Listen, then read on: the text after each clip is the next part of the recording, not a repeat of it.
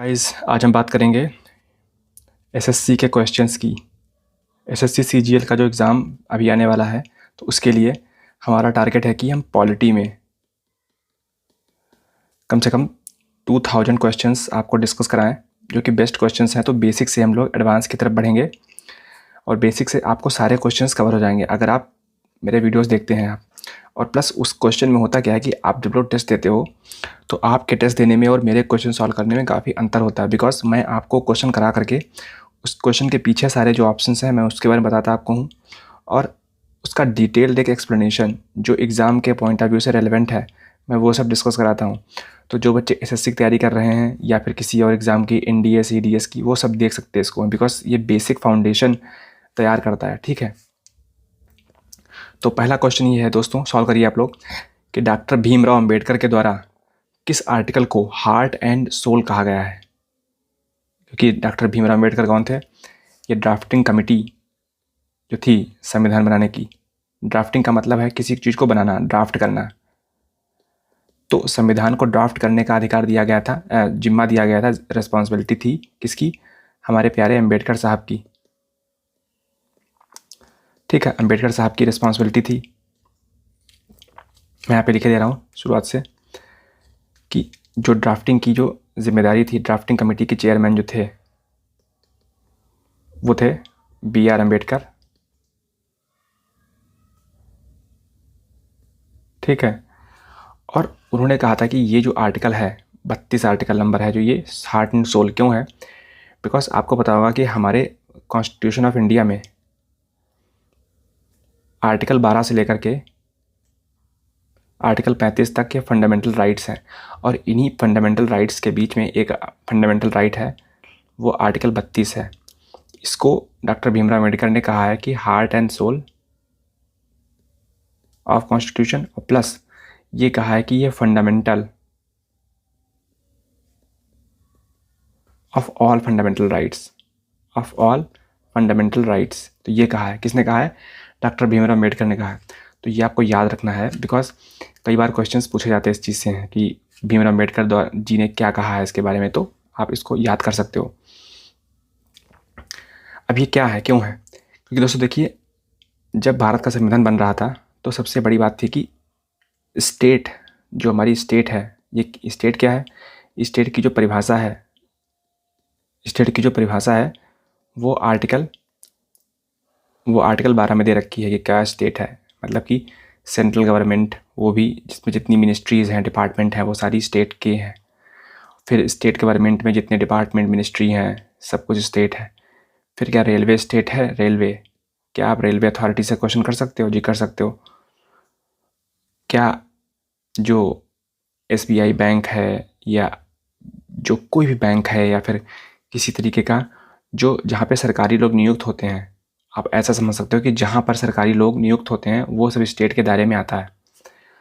Plus ऐसी कोई private organisation जहाँ पर स्टेट से एक सिग्निफिकेंट अमाउंट फंडिंग हो रही हो, तो वो भी स्टेट में आएगा। मान लो मैंने स्कूल खोला और मेरा स्कूल है ये, ठीक है, और मैं 20% फंडिंग जो है वो स्टेट सरकार से ले रहा हूँ, तो वो भी। और फिर मान लो मैंने बेकार में मैं छुट्टियां कर रहा हूँ, हफ्ते में सिर्फ 3 दिन पढ़ाई करवा रहा हूँ और 4 डेज़ की हॉलीडेज़ कर रहा हूँ, तो आप मेरे खिलाफ सुप्रीम कोर्ट जा सकते हो कि देखो ये स्टेट है। स्टेट क्यों है? क्योंकि ये सिग्निफिकेंट अमाउंट ऑफ फंडिंग ले रहे हैं, तो अभी मैं इनको सू कर सकता हूँ, मतलब मैं सुप्रीम कोर्ट जा सकता हूँ। इसलिए तो आप मेरी बात सुने, तो इसीलिए है कि आर्टिकल 32 जो है ये कहता है कि आपकी कोई क्वेरी अगर है तो सुप्रीम कोर्ट जा सकते हो सिर्फ और सिर्फ फंडामेंटल राइट्स के लिए, और हाई कोर्ट जा सकते हो आप फंडामेंटल राइट्स के लिए भी और बाकी लीगल राइट्स के लिए भी। मतलब जो लीगल राइट्स कौन कौन से हैं? जो 12 से 35 के बीच में नहीं हैं, बाकी सारे लीगल राइट्स हैं। क्या फंडामेंटल राइट्स भी लीगल राइट्स हैं? जी हाँ। मतलब कि अगर बड़ा सा अगर बनाऊँ मैं और यहाँ पर लिख दूँ फंडामेंटल राइट्स और ये हैं लीगल राइट्स, मतलब all fundamental rights are legal rights but not all legal rights are fundamental rights. ठीक है, मतलब अगर ये मैं कहूँ फल है, ये सारे फल हैं,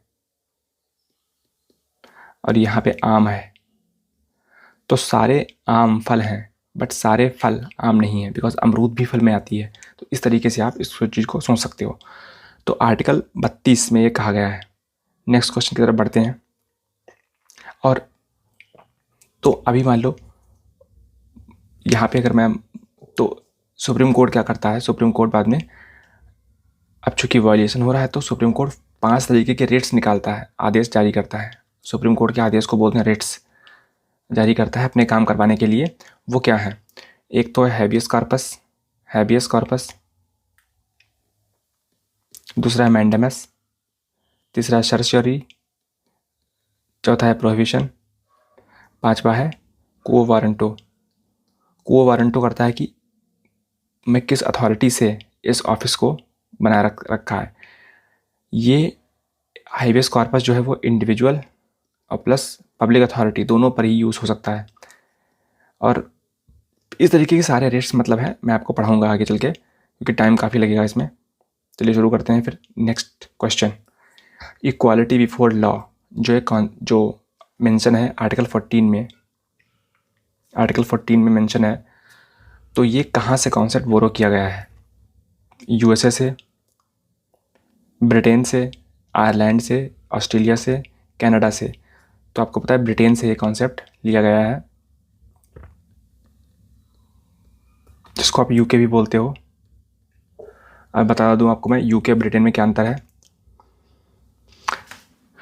देखिए, स्कॉटलैंड, वेल्स और इंग्लैंड, ये 3 मिलके बनाते हैं ग्रेट ब्रिटेन। और इस ग्रेट मतलब तीनों मिलके गए, और इसमें जब हम ऐड कर देते हैं किसको, नदर्न आयरलैंड को,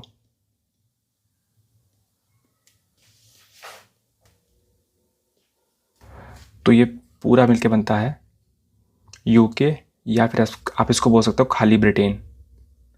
तो ये अंतर है, मतलब ब्रिटेन में ग्रेट ब्रिटेन भी आ जाएगा और नदर्न आयरलैंड भी आ जाएगा। और ग्रेट ब्रिटेन में क्या कौन कौन से देश हैं? ये सारे कंट्रीज़ हैं। और इन सभी चारों कंट्रीज़ की महारानी कौन है? वो है विक्टोरिया। अभी तो खैर राजा वहाँ के हैं, विक्टोरिया थी रानी, ठीक। और हम पे शासन किसने किया था? हम पे हुकूमत की थी ग्रेट ब्रिटेन ने। हम पे शासन ब्रिटेन ने नहीं की थी, ना ही यूके ने की थी, हम पे हुकूमत की थी ग्रेट ब्रिटेन ने। और जब शुरुआत में जब EIC जब आई थी, ईस्ट इंडिया कंपनी भारत में आई थी जब 1600 में, तो हम पे ब्रिटेन ने शासन किया था, मतलब इंग्लैंड ने शासन किया था। और फिर चूँकि धीरे धीरे इंग्लैंड ने स्कॉटलैंड को भी कब्जा कर लिया, वेल्स को भी कब्जा कर लिया, तो ग्रेट ब्रिटेन बन गया, तो हुकूमत की हम पे, ठीक है। तो आर्टिकल 14 जो है वो ब्रिटिश थे, और इसी का एक वर्जन है इक्वालिटी बिफोर लॉ, ये है ब्रिटेन का, जो कि आर्टिकल 14 में है। और equal protection of laws, equal protection of laws, ये है यूएसए का कॉन्सेप्ट। कि मतलब जो रिजर्वेशन दिया गया भारत में है SC ST OBC को, ये इसी के बेसिस पे दिया गया है, ना कि इसके बेसिस पे, ठीक है। आते हैं थर्ड क्वेश्चन पे कि विच of the following fundamental rights can not be suspended even during national emergency. National emergency क्या होती है? जैसे ये भारत देश है,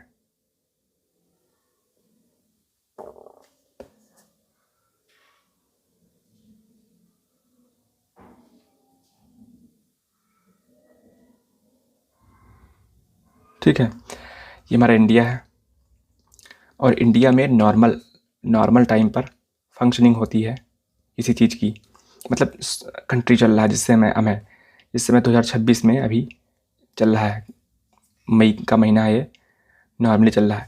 लेकिन मान लो अगर कल को चीन हम पे युद्ध ठोक देता है, चाइना या पाकिस्तान हमसे कहता है कि हमसे युद्ध करो, तो हम क्या करेंगे फिर? हमारे सरकार कर सकती है, कैन कर सकती है, नेशनल इमरजेंसी कर सकती है, डिक्लेयर कर सकती है।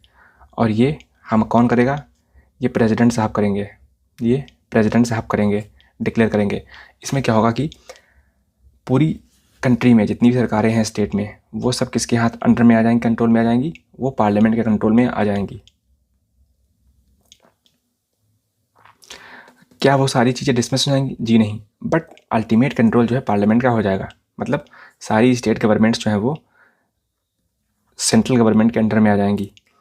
और ये किसके तहत किया जाता है आर्टिकल? ये आर्टिकल 352 के तहत किया जाता है। नेशनल इमरजेंसी का डिक्लेरेशन आर्टिकल 352 के तहत डिक्लेयर किया जाता है। और जो प्रेसिडेंट रूल किया जाता है, प्रेसिडेंट रूल का मतलब ये है कि नेशनल इमरजेंसी कुछ नहीं, केवल और केवल जो हमारे मुख्यमंत्री जी हैं किसी भी स्टेट में, वो अच्छी तरीके से सरकार नहीं चला पा रहे हैं, इनकैपेबल है, तो वहाँ पर लगाते हैं हम लोग प्रेसिडेंट रूल। और फाइनेंशियल इमरजेंसी तब लगती है जब भारत की वित्तीय हालत काफ़ी बेकार हो, ठीक है, तो वो लगती है आर्टिकल 360 में। और प्रेसिडेंट रूल लगता है 356 में। और नेशनल इमरजेंसी लगती है 352 में। तो ये 3 आर्टिकल हैं, काफ़ी इंपॉर्टेंट आर्टिकल हैं। तो इसमें कहा गया है कि कौन सा आर्टिकल सस्पेंड नहीं किया जा सकता। देखो आर्टिकल 21 तो हम सस्पेंड नहीं कर सकते हैं, तो किस में आर्टिकल 21 है, तो इसमें आर्टिकल 21 में एक में ये है, इसमें एक में एक है। अब आर्टिकल 19 में आपको पता है कि फ्रीडम ऑफ स्पीच दे रहे हैं हम लोग हैं, फ्रीडम ऑफ स्पीच हमारे संविधान में है। तो क्या हम नेशनल इमरजेंसी के दौरान फ्रीडम ऑफ स्पीच को अलाउ कर सकते हैं? जी नहीं, कंप्लीटली हम फ्रीडम ऑफ स्पीच को अलाउ नहीं कर सकते, बिकॉज वॉर के समय पे अगर ऐसा कर दोगे तो बहुत सारे लोग जो हैं वो अपने ही कंट्री के लोगों के सामने बोल देंगे या आर्मी के खिलाफ बोलेंगे, तो फ़ायदा ठीक नहीं है। हो सकता है कि नेशनल इमरजेंसी के खिलाफ बहुत सारी महंगाई बढ़ जाए, तो महंगाई के खिलाफ बहुत सारे लोग, नेता लोग बोलेंगे, छोटे मोटे नेता लोग, बददिमाग लोग। तो इसीलिए नहीं, 20 का मतलब है कि आर्बिट्ररी अरेस्ट, जिसको चाहो उसको आप अरेस्ट कर सकते हो बिना कारण बताए। तो ये आर्टिकल 20 कहता है कि सरकार, मान लो मैं दुकान पर बैठा हूँ अपने साधारण से, सरकार आई और सरकार हमको अरेस्ट कर लिया, सरकार ने पुलिस को भेज करके, बट मुझे कारण नहीं बताया, तो आप अरेस्ट कर सकते हो पर कारण बताना पड़ेगा आपको। तो यही बात है कि आर्टिकल 20 और आर्टिकल 21 को सस्पेंड नहीं कर सकते हो। और आर्टिकल 21 तो मतलब right to life and liberty है, इसको तो कर ही नहीं सकते हो सस्पेंड। तो मतलब कि अगर आर्टिकल 20 और आर्टिकल 21 अगर आपका वायलेट होता है, तो आप सुप्रीम कोर्ट जा करके गुहार लगा सकते हो कि सर मेरा आर्टिकल 21 और आर्टिकल 20 वायलेट हुआ है। तो आप गुहार लगा सकते जा करके हो। अगर मान लो सरकार आपका आर्टिकल 19, मान लो फ्रीडम ऑफ स्पीच आपकी दबा रही है, तो क्या उसके लिए आप सुप्रीम कोर्ट जा सकते हो? नहीं। तो आर्टिकल कोई भी आर्टिकल भारत का हो, वो नेशनल इमरजेंसी के दौरान वो ख़त्म नहीं किया जाता है, बस उसका इन्फोर्समेंट जो है, उसको जो लागू करने की स्थिति है वो नहीं छीनता कोई है। देखो फ्रीडम ऑफ स्पीच में तो बहुत चीज़ें आ जाएंगी। ऐसे आर्टिकल 19 है, वो फ्रीडम के बारे में बात करता है, ठीक है। आर्टिकल 19(1) जो है ए, वो बोलता है कि फ्रीडम ऑफ स्पीच। तो क्या आप अपने घर में बैठे हुए हो, क्या आप घर में अपने भाई बहन से सवाल नहीं पूछ सकते हो? क्या नहीं पूछ सकते हो? तो ये तो आर्टिकल 19 के उसमें आएगा। तो क्या नेशनल इमरजेंसी के दौरान सरकार ये बोल सकती है जी नहीं, आप अपने भाई से सवाल नहीं पूछोगे? ये तो गलत हो गया ना। मतलब आप ऐसा ना बोलें। अब उसके इन्फोर्समेंट के लिए आप सुप्रीम कोर्ट नहीं जा सकते हो उस समय, बिकॉज ये सरकार ने मना कर रखा है। ऐसा इसलिए किया कर रखा है कि सरकार का इंटेंशन यहाँ पे इरादा ये नहीं है कि घर में कोई बात हो रही है तो उसको मना करो। आप पब्लिकली आप ऐसा नहीं कह सकते हो कि सरकार गलत कर रही है, सरकार ने युद्ध क्यों किया, सरकार को ऐसा करना चाहिए था, ऐसा करना चाहिए था। अब देश युद्ध कर रहा है और आप ऐसी बातें कर रहे हो, ठीक नहीं है। Untouchability is abolished. Next question है, untouchability is abolished and its practice is punishable in accordance with the law. Law के तहत, लॉ किसने पास किया है? संसद ने,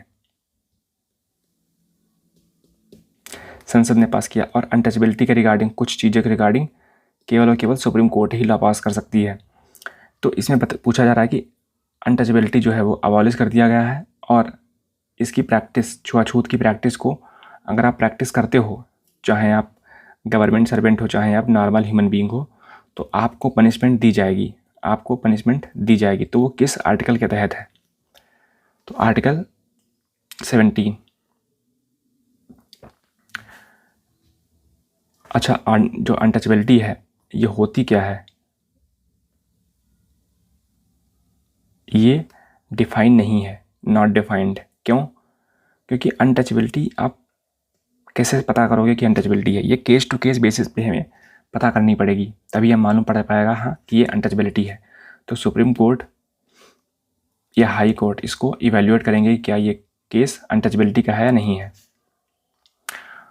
और इसके लिए सुप्रीम पार्लियामेंट ने एक एक्ट भी पास कर रखा है, protection of civil rights act 1955।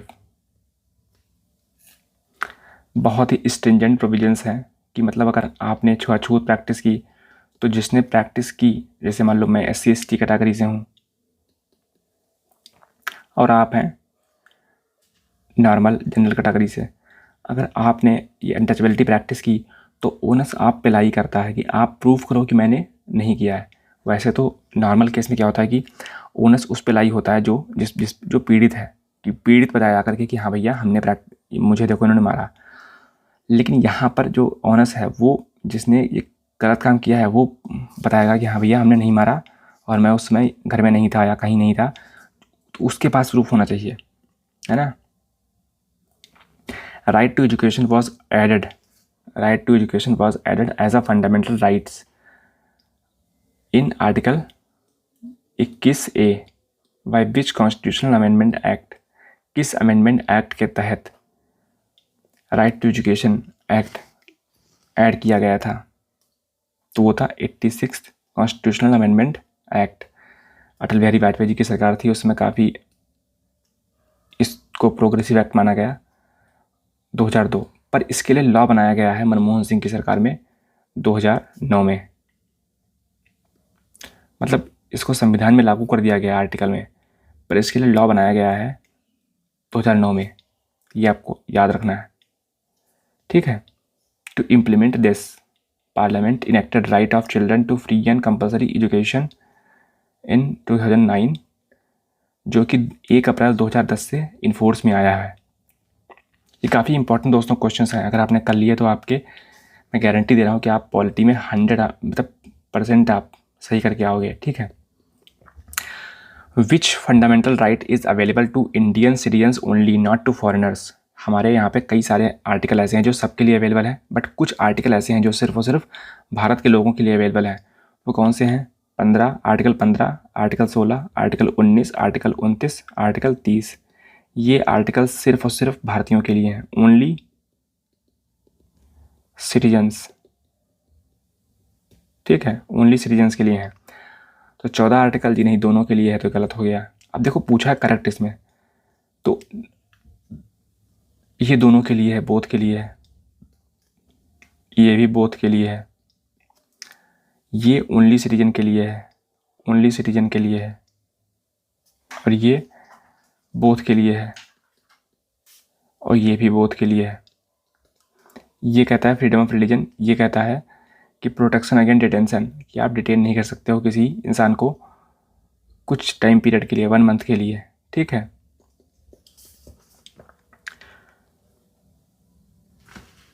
तो केवल 15, 16, 19, 29, 30, बाकी all other fundamental rights are available to all persons. Persons का मतलब यहाँ पे है कंपनीज भी,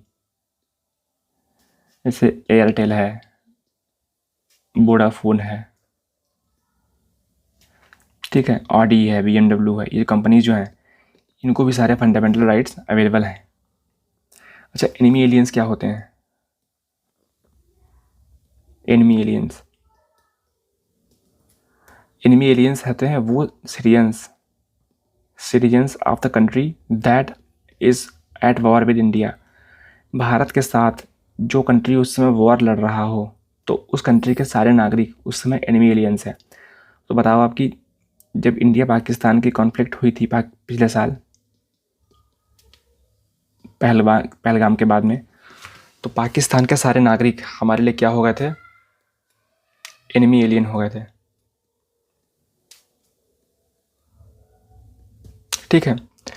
विच writ can be issued by supreme court to compel public authority to perform statutory duty, it has failed to do so. कि supreme court एक ऐसा आदेश का मतलब रिट, रिट जारी कर सकता है। और पब्लिक ऑफिशियल जैसे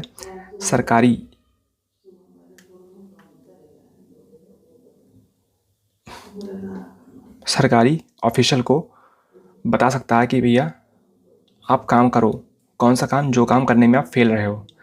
ठीक है, जैसे मान लो मुझे लाइसेंस बनवाना है, ठीक है, लाइसेंस बनवाना है, ड्राइविंग लाइसेंस, डीएल मुझे बनवाना है। अब मैं आरटीओ ऑफिस गया और आरटीओ ऑफिस मेरा लाइसेंस नहीं बना रहे हैं, मक्कारी कर रहे हैं, तो मैं सुप्रीम कोर्ट के पास जा सकता हूँ। मैं सुप्रीम कोर्ट के पास जा सकता हूँ, कह सकता हूँ कि भैया, तो सुप्रीम कोर्ट आदेश जारी करेगा उस ऑफिसर के लिए, कौन सा, मैंडेमस। तो मैंडेमस जारी करेगा और मैंडेमस जारी करके वो कहेगा वी कमांड, मैं तुम्हें ऑथराइज़ करता हूँ, मैं तुम्हें आदेश देता हूँ कि इसको काम तुरंत करो, जो आप काम नहीं कर रहे हो, जो काम आपके दायरे में है, जो आपकी ड्यूटी है, उसको करिए आप। Question number 8, employment of children below 14 years of age is hazardous occupation in like factories, mines, prohibited under which of the following acts।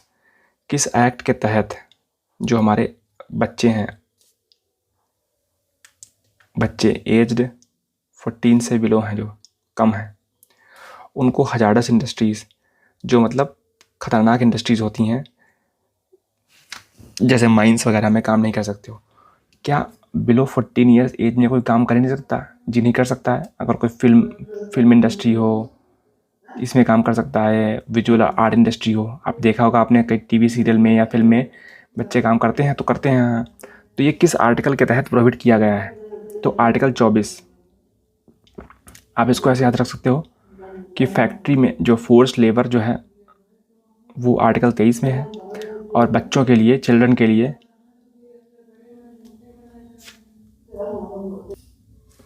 तो चिल्ड्रन के लिए आप इसको ट्रिक बताऊंगा आपको। हम दो हमारे दो, मतलब कि चिल्ड्रन 4 आ रहा है बीच में, 24 में 4 आ रहा है, और 4 का मतलब चिल्ड्रन। हम दो हमारे दो, तो 4 हो जाते ना, पति पत्नी है, उसके 2 बच्चे हैं, 4 हो गए। तो हम दो हमारे दो, तो आर्टिकल 24 आप ऐसे याद कर सकते हो।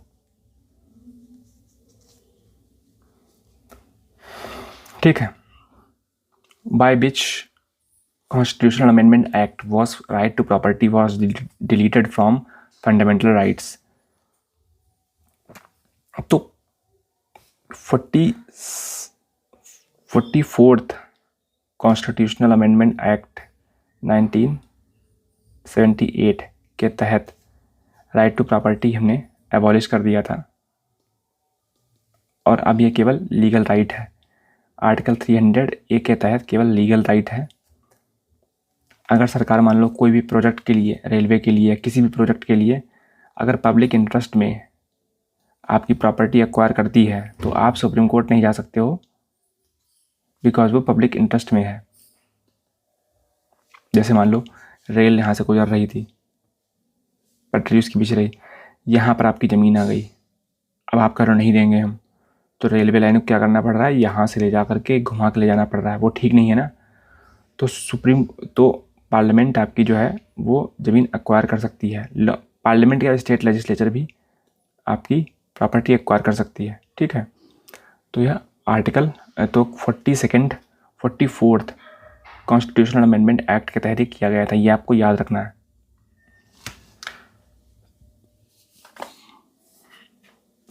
Fundamental rights are इंश्राइंड,